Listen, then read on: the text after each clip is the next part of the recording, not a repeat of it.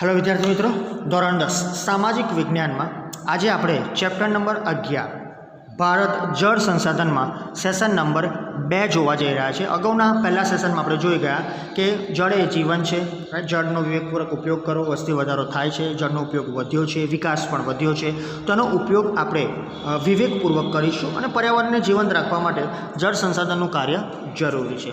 આના પછી આપણે જોયું હતું કે જળ સ્ત્રોતો કયા કયા છે, વૃષ્ટિય જળ, પૃષ્ઠીય જળ અને ભૂમિગત જળ। અને મેં કહ્યું હતું કદાચ 2 માર્કમાં એનો તફાવત પણ પૂછી જાય તો તમને આવડવો જોઈએ। એને તમારે લખવાનું હોય છે બંનેનો અર્થ અને એને લગતી થોડી ઘણી માહિતી ઉદાહરણ સાથે।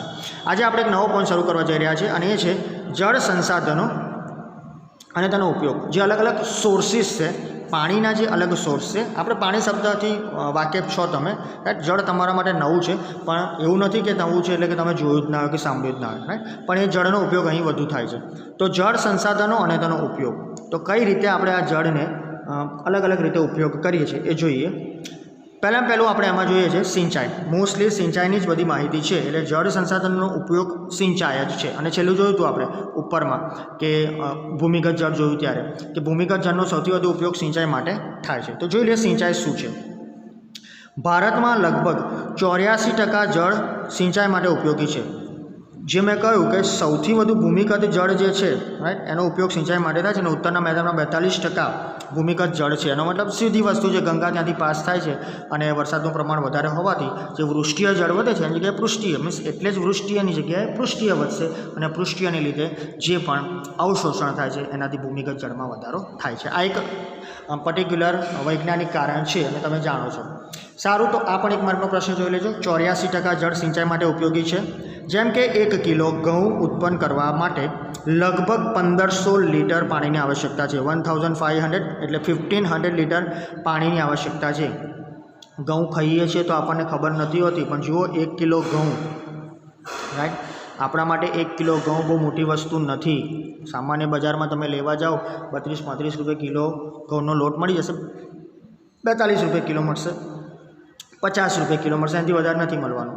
એ 1 કિલો ઘઉંની કિંમત ભલે 50 રૂપિયા લે। હું વાત કરું છું આ એક સામાન્ય જે સારી કંપનીનો દળેલો ઘઉં આવે છે એની, રાઈટ। બાકી આમ તમે ઘઉં લાવો છો બજારમાંથી તો 18 રૂપિયા કિલો મળે છે, 14 રૂપિયા કિલો મળે છે અને સરકાર તરફથી 2 રૂપિયા કિલો પણ ઘઉં મળે છે, રાઈટ। તો આ જે ઘઉં બને છે ને એ 1 કિલો ઘઉં માટે 1500 લીટર પાણી, વિદ્યાર્થી મિત્રો 1500 લીટર એટલે પાણીની બોટલ તમે જોઈ છે કોઈ કંપનીની, રાઈટ, એવી 1500 બોટલ ભેગી કરો ને ત્યારે ઘઉં 1 કિલો બને। તમે વિચારો તો આપણે કેટલું પાણી વેડફાતું હશે, રાઈટ। પણ આપણે વેડફાતું એવું નથી કહેતા, કારણ કે એનો ઉપયોગ આપણે કરીએ છીએ।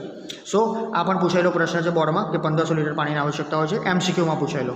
ડાંગર, શણ અને શેરડીના પાકોને, આ 3 અલગ વસ્તુ યાદ રાખજો। ડાંગર, શણ અને શેરડીના પાકોને વધુ જળની આવશ્યકતા રહે છે। ડાંગર વિશે આપણે માહિતી લઈ ચૂક્યા છે, શણ અને શેરડી વિશે પણ માહિતી લઈ ચૂક્યા છે કેશ ક્રોપ્સમાં, રોકડા પાકોમાં, તો એ જાણો છો। અને મુખ્ય પાક તરીકે ડાંગર પણ જોઈ ગયા છે, તો એમાં જળની વધુ આવશ્યકતા છે। તો વિચારો 1500 લીટર પાણી જે ઘઉં માટે જોઈએ છે, તો પછી ડાંગર માટે તો કેટલું જોઈશે? વધારે જ જોઈશે ને, કારણ કે એમાં તો કેટલું બધું પાણીની જરૂર છે। તો પ્રાચીન સમયથી પાણીનો ઉપયોગ સિંચાઈ માટે થતો આવ્યો છે। આપણી જોડે એના પહેલાંના કોઈ પુરાવા એવા છે નહીં, પણ પ્રાચીન સમયમાં નદી કિનારે તમે જાણો છો કે ચોખાની સૌપ્રથમ જે ખેતી થઈ હતી તો એ સમયથી પાણીનો ઉપયોગ થતો આવ્યો છે। કાવેરી નદીમાંથી, આ પણ પૂછાયેલો પ્રશ્ન વન્સ અગેન। કાવેરી નદી તમને ખબર છે દક્ષિણ ભારતમાં આવેલી છે। કાવેરી નદીમાંથી ગ્રાન્ડ એનિકટ નામે જાણીતી નહેરનું નિર્માણ 2જી સદીમાં થયું હતું। કંઈક વાત અલગ લાગશે, 2જી સદીની અંદર કેનાલ એટલે કે નહેરનું ઉત્પાદન, મીન્સ નહેરનું નિર્માણ, તો તે એ વખતે ઉત્પાદન કાર્ય શરૂ થઈ ગયું હતું, ખેતી શરૂ થઈ ગયેલી એવું કહેવાય ને, રાઈટ। એટલે આમ જોવા જઈએ તો પ્રાચીન સમય એટલે બહુ જૂનો સમય છે। એ સમયથી સામાન્ય રીતે તમે જુઓ તો આ બધી જ વસ્તુ, બધી એટલે સામાન્યમાં સામાન્ય જે આપણા સુધી માહિતી આવે છે એ બધી જ વસ્તુમાં પ્રાચીન સમય હોય છે। તો પાણીનો ઉપયોગ ત્યાંથી થયો છે। અને કાવેરી નદીનું યાદ રાખજો, ગ્રાન્ડ એનિકટ એ જે નહેર જે છે આજની તારીખમાં પણ, હા, થોડીક સ્થિતિ કદાચ નબળી પડી હશે અને કદાચ એમાં સુધારા પણ થયા છે, તો એ 2જી સદીમાં એનું નિર્માણ થયું હતું।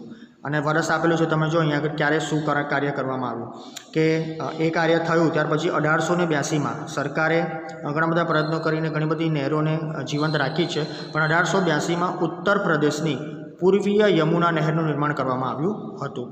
યુપી તમે જુઓ છો, રાઈટ, જે દિલ્હીમાંથી પણ યમુના નદી પસાર થાય છે, રાઈટ। સ્વાભાવિક રીતે થોડીક અત્યારે પોલ્યુશનને લીધે ખરાબ થઈ ગઈ છે, પણ હા એ 1882માં ઉત્તર પ્રદેશની પૂર્વીય યમુના નહેરનું નિર્માણ કરવામાં આવેલું હતું. એટલે ત્યાં પણ જે યમુના નદી જાય છે એમાંથી નહેરનું ઉત્પાદન નિર્માણ કરેલું હતું અને એમાંથી ઉત્પાદનનું પ્રમાણ વધારવાનો પ્રયત્ન કરવામાં આવ્યો હતો.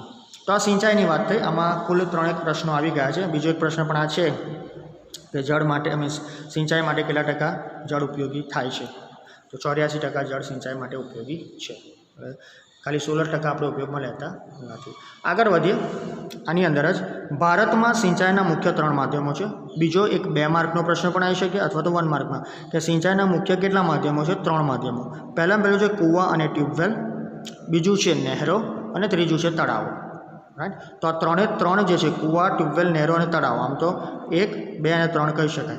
તો આ જે 3 માધ્યમો છે એ પૈકી કૂવા અને ટ્યુબવેલ એટલે પહેલો નંબર છે ને એ સિંચાઈના મુખ્ય માધ્યમો છે. ફરી એકવાર પૂછાયેલો પ્રશ્ન છે આ. તો કૂવા અને ટ્યુબવેલ સિંચાઈના મુખ્ય માધ્યમો છે કારણ કે એની અંદર જનરલી જે આપણું ભૂમિગત જળ છે એનો આપણે ઉપયોગ કરે છે અને એનો વધારો વૃષ્ટિજન્ય લીધે થાય છે. નહેરો તથા તળાવો અનુક્રમે બીજા અને ત્રીજા સ્થાને આવે છે. એટલે એ પ્રમાણે લખેલા છે. એટલે તમે આ યાદ રાખશો. એ જ સિક્વન્સ તમારે યાદ રાખવાની છે. પહેલા નંબર પર કૂવા, ટ્યુબવેલ, બીજા નંબર પર નહેરો અને ત્રીજા નંબર પર તળાવ. નહેરો દ્વારા હા પછી તમે આ પહેલું યાદ રાખશો, બીજા 2 યાદ ન રાખશો તો ત્રીજા નંબરનું પૂછી લે. રાઈટ. આ પૂછાયું છે રાઈટ કે ત્રીજા નંબર ઉપર કયું આવી શકે? ત્રીજા નંબર પર નહેરો લખીને આવ્યા હતા. રાઈટ. 1, 2 અને 3 એવું નહીં. આ 1 છે, આ 2 છે, આ 3 છે. ત્રીજા નંબર ઉપર આવશે તળાવો.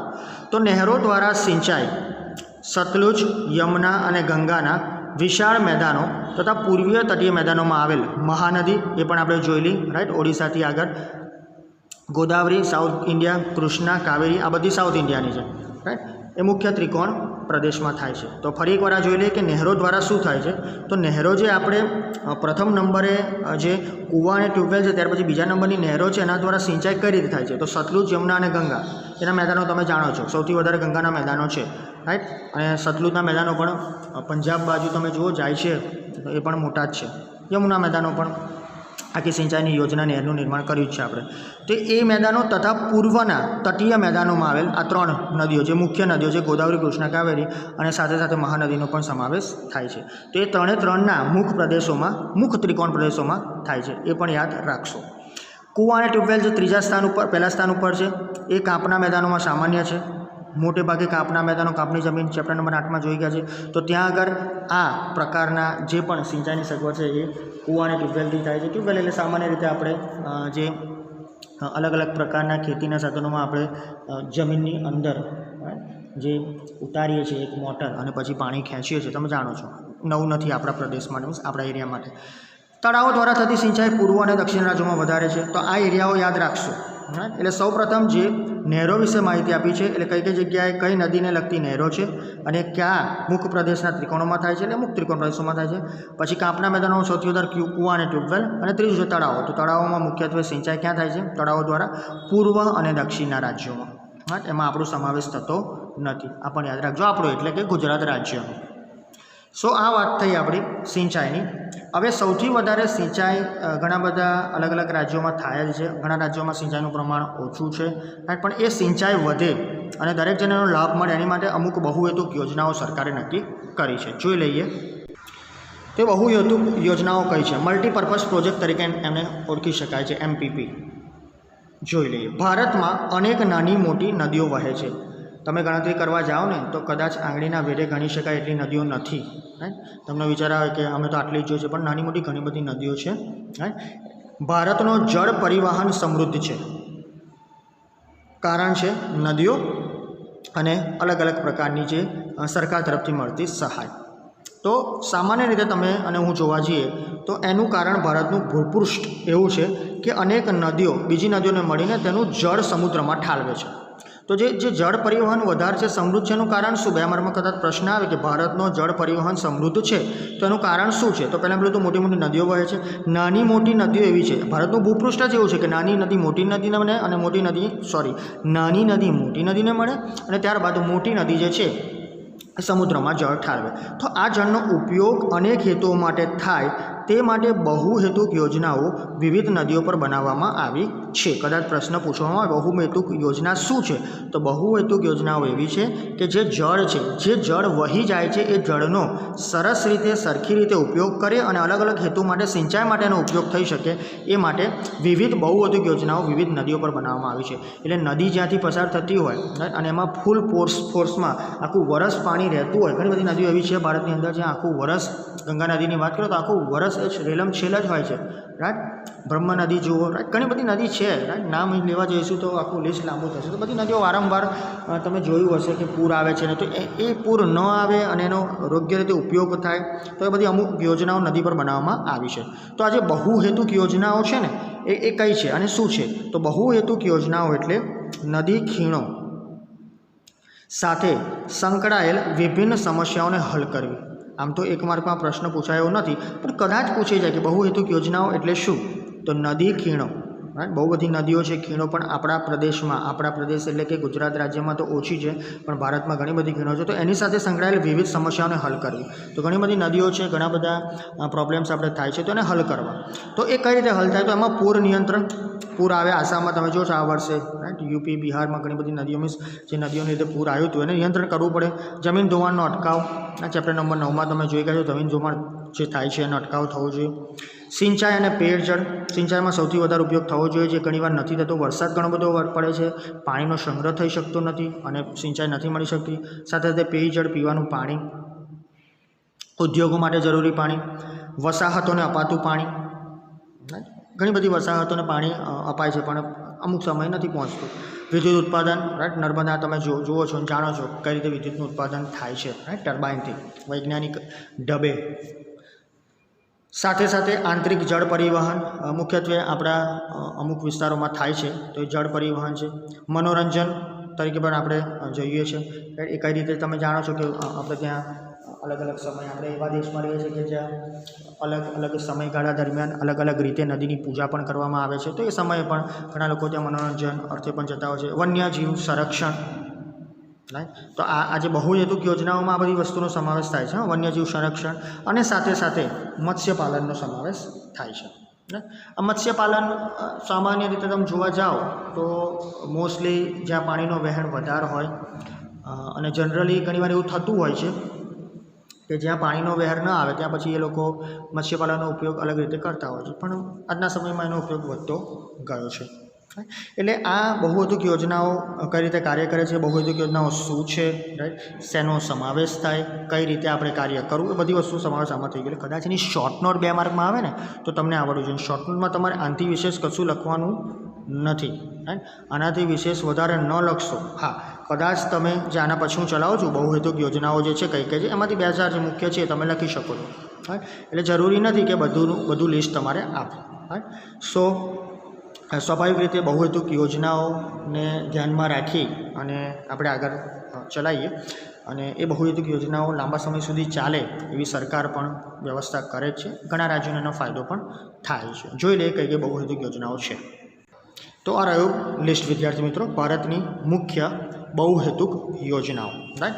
હવે જનરલી આટલું મોટું તમારે લખવાનું રહેતું નથી, પણ હા, જે બહુહેતુક યોજનાઓ છે એના નામ યાદ રાખવા જરૂરી છે. વિચારજો જોડકા માટે, જનરલી પૂછી શકાય આમાંથી જોડકા, રાઈટ. અને તમે જેમ જેમ આગળ વધશો અને તમારું સિલેબસ પૂર્ણતાના આરે આવશે એમ આપણે દરેક વસ્તુનો સમાવેશ સિલેબસમાં કરતા જ રહીશું. ચેપ્ટર વાઇઝ આપણે ટેસ્ટ લઈએ છીએ, એમાં પણ સમાવેશ કરીશું, તમને એની પ્રેક્ટિસ પણ થઈ જશે. એટલે આ જે યોજનાઓ છે સામાન્ય રીતે તમારે લખવાની નથી હોતી, પરંતુ તમારે એને જોડવાની હોય છે, જે તમે વિકલ્પો તરીકે પૂછાય છે. પણ ફરી એકવાર કહી દઉં કે આ ચેપ્ટરમાંથી 2 માર્કના વિકલ્પો મીન્સ 2 માર્કનું તમારું સેક્શન એ હોય છે, એટલે 2થી વધારે તો નહીં જ આવે, પણ તૈયારી પૂર્ણ કરવી પડશે. જોઈ લે બહુહેતુક યોજનાઓ. પહેલું જે કોલમ છે એ બહુહેતુક યોજનાનું નામ છે, કઈ નદી ઉપર છે. તૈયારી કરવા પૂરતું ધ્યાન રાખજો, નદી એક જ છે, હા. અને લાભાન્વિત રાજ્યો મીન્સ બેનિફિશિયલ જે સ્ટેટ્સ છે, કયા કયા રાજ્યોને એનો લાભ થાય છે. લિસ્ટમાં તમે જોશો તો મોટેભાગે દરેક 2-2 રાજ્યો તો છે જ, રાઈટ. પણ અમુક યોજનાઓ એવી છે કે જે ફક્ત અમુક રાજ્યો માટે બનેલી છે. શરૂઆત કરીએ ભાખરા નાંગલ. સૌથી પહેલી જે બહુહેતુક યોજના થયેલી સતલુજ નદી ઉપર. એના લાભાન્વિત રાજ્યો જે બેનિફિશિયલ સ્ટેટ્સ છે એમાં પહેલું પંજાબ, હરિયાણા અને રાજસ્થાન, રાઈટ. રાજસ્થાનને ઘણો બધો ફાયદો થાય છે કેમ કે ત્યાં આગળ પાણીનો પ્રવાહ ઓછો છે, તો આ ભાખરા નાંગલોને સૌથી વધારે ફાયદો થાય છે. અને કદાચ જો એવું કહેવાય છે ભાખરા નાંગલ બ્રિજને કોઈ પણ પ્રકાર બ્રિજ નથી, પણ એ જે પર્ટિક્યુલર યોજના છે એની ઉપર ઘણા બધા બ્રિજ જાય જ છે, પણ એ જે પર્ટિક્યુલર ભાખરા નાંગલ યોજના છે એને કોઈ નુકસાન પહોંચે ને તો દેશને ઘણું બધું નુકસાન થાય એવું છે, એટલે જ એની કેર ભારત સરકાર કરે છે. બીજી જે બહુહેતુ યોજના કોશી નદી પણ કોશી જ છે. રાજ્યમાં ફક્ત બિહારનો લાભ મળે છે, રાઈટ, કારણ કે સૌથી વધારે ભાગ ત્યાં છે. ત્રીજી બહુહેતુ યોજના છે દામોદર ખીણ નદી છે દામોદર. હા, તમે કન્ફ્યુઝન ના થાય એના માટે જ્યારે આપણે રૂબરૂ મળીશું ત્યારે સમજાશે કઈ રીતે યાદ રાખવું, રાઈટ. અત્યારે આપણે આની પર સમય વધારે આપીએ છીએ. એના લાભાન્વિત રાજ્યો છે ઝારખંડ અને પશ્ચિમ બંગાળ. એ બંને રાજ્યો દામોદર ખીણમાં છે, દામોદર ખીણની જે નદી છે એમાં. હીરાકુડ મહાનદી, રાઈટ. આ મહાનદી ઓડિશા મેં કહ્યું હમણાં જ્યારે આપણે આગળ બહુહેતુ યોજના જોઈ શરૂઆત કરી એની પહેલાં જે જળ સંસાધન જોયું એમાં જ કહ્યું હતું પહેલું અને છેલ્લું રાજ્ય જે આનો ફાયદો લે છે, બીજા કોઈ રાજ્યને ફાયદો મળતો નથી, સૌથી વધારે ભાગ ત્યાં છે. એટલે એવું નથી કે એમને જ ફાયદો લેવો છે. ચંબલ ખીણ નામ સાંભળ્યું છે, ચંબલ મધ્યપ્રદેશ અને રાજસ્થાન. બહુ નાની નદી છે અને ખીણ પણ નાની છે, પણ હા નદીનો પ્રવાહ અમુક બાજુમાં નીકળતી નદીઓ સાથે હોવાથી ત્યાં આગળથી યોજના સફળ થઈ છે. નાગાર્જુન સાગર નામ પરથી જ ખબર પડે છે, સાઉથ ઇન્ડિયામાં હશે. કૃષ્ણા નદી આંધ્રપ્રદેશ તેલંગાણા, રાઈટ, રાજ્ય અલગ પડેલું 2014 પછી. કૃષ્ણરાજ સાગર પૂછેલો પ્રશ્ન છે વિદ્યાર્થી મિત્રો. કાવેરી નદી કર્ણાટક અને તમિલનાડુ. તુંગભદ્રા નદી પણ તુંગભદ્રા છે, કર્ણાટક આંધ્રપ્રદેશ. મુખ્ય આપણે ગુજરાતની હવે વાત કરીએ છીએ. નર્મદા ખીણ જેનું નામ છે સરદાર સરોવર, અત્યારે બહુ જ ચર્ચામાં છે. પાછલા અમુક દિવસોમાં પણ ત્યાં આગળ ઘણા બધા અલગ અલગ પ્રકારના કાર્યક્રમો થઈ ગયા. નદી છે નર્મદા, જનરલી મધ્યપ્રદેશમાંથી અમરકંટકમાંથી નીકળતી નદી છે. ગુજરાતને એનો ફાયદો થાય છે, રાજસ્થાન અને મહારાષ્ટ્ર સૌથી વધારે લાભાન્વિત રાજ્યો, સૌથી વધારે બેનિફિટ થતા હોય આ યોજના હેઠળ એવા રાજ્યો 4 છે. ફરી એકવાર મધ્યપ્રદેશ, ગુજરાત, રાજસ્થાન અને મહારાષ્ટ્ર. આ એક જ યોજના એવી છે જેનાથી 4 અલગ અલગ રાજ્યોને ફાયદો થાય છે. That is good. બીજું છે કડાણા વણાકબોરી, રાઈટ, મહીસાગર નદી આપણી બહુ જ નજીક છે, એનો ફાયદો ફક્ત ગુજરાતને થાય છે. ઉકાઈ કાકરાપાર તાપી નદી સુરત પહેલાં, હવે તો તાપી જિલ્લો પણ બની ગયો છે અલગ, ફાયદો ફક્ત ગુજરાતને થાય છે. અને છેલ્લો છે ધરોઈ ડેમ, રાઈટ, એ ધરોઈ બહુહેતુ યોજના છે સાબરમતી, રાઈટ, અને એનો ફાયદો ગુજરાતને થાય છે. એટલે જે સિંગલ છે એ યાદ રાખી લેવાની, એ 5 છે બિહાર, ઓડિશા અને 3 ગુજરાતના. જે સૌથી વધુ છે એ યાદ રાખી લેવાની, જે છે નર્મદાવાળી યોજના, અને બાકીના બધા 2 છે, રાઈટ. હા, અને ત્રીજા નંબર મીન્સ 3 છે એવું એક જ છે ભાખરા નાંગલ, જેથી સતલુજ નદી ઉપર. તો આ વાત થઈ, ફક્ત તમને ઇન્ફોર્મેશન આપવાની હતી. આમાં કોઈ ડિટેલ સ્ટડી નથી, એટલે ફક્ત વાંચન જરૂરી છે આનું, અને મેં પણ તમને સીધી માહિતી આપી દીધી છે. તો થોડું ધ્યાન આપી અને એને તૈયાર કરી દેજો જોડકા માટે જનરલી. અને એવું પણ નથી ખાલી જગ્યામાં ન પૂછાય, રાઈટ. આપણે જ્યારે શરૂઆત કર્યા છે આપણે ત્યારે ખાલી જગ્યા કહેવાની રહી ગઈ હતી, ખાલી જગ્યા પણ આવે છે, તમે જાણો છો, તેમાં પણ પૂછી શકીએ. મુખ્ય મેઇન જે છે ખાલી જગ્યા છે વિદ્યાર્થી મિત્રો, રાઈટ, કારણ કે ખાલી જગ્યામાં કોઈ ઓપ્શન હોતું નહીં, એટલે ખોટું લખાઈ જાય ઘણી વાર. એક વાક્યનો જવાબ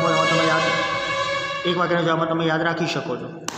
તો અહીં આપણે આપણો સેશન પૂર્ણ કરીએ છીએ.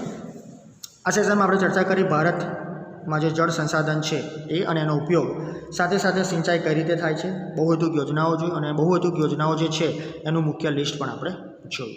નેક્સ્ટ સેશનમાં આપણે ચાલુ કરીશું સિંચાઈ ક્ષેત્રનું વિતરણ કઈ રીતે થાય છે. Thank you.